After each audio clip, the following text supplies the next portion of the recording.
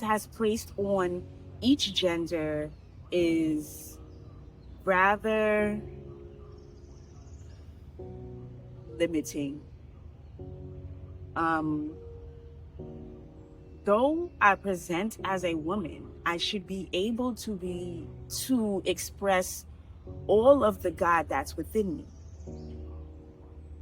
God has definitely called me to be a leader. He has called me to be an independent thinker. He has called me to be a little, not a little, but strong-willed. And the thing about it is, when our young girls present these characteristics, when they're a bit more masculine in their youth, we're okay with it.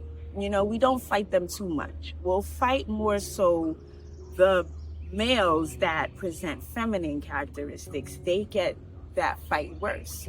But young ladies who present masculine characteristics, we don't get much of a fight. We're not necessarily seen as, you know, someone that needs a lot of correction until we get to marrying age. Then we become an abomination.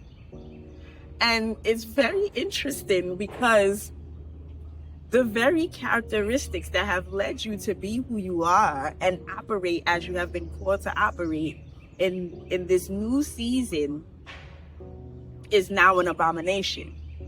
And so the reality of it is this: each gender has masculine and feminine characteristics that they display on a spectrum.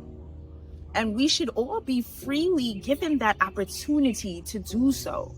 And then when people come together, they are a balance of these characteristics, a balance of the masculine and a balance of the feminine, however that presents itself in the natural. And so what happens is we have bounded genders so much that they cannot even bring forth what God called them to bring forth without being considered an abomination. For what?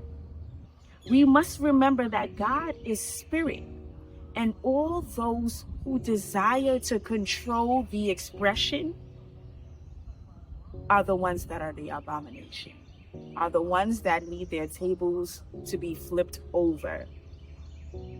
Because the true worshipers will worship in spirit and in truth. And spirit is boundless in its expression.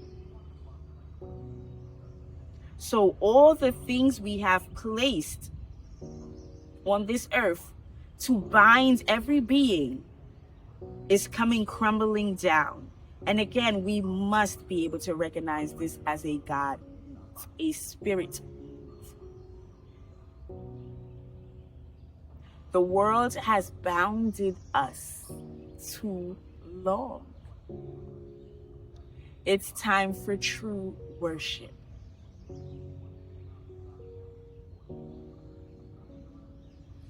And all those who will worship in spirit and truth are the ones who are called to bring forth God's glory.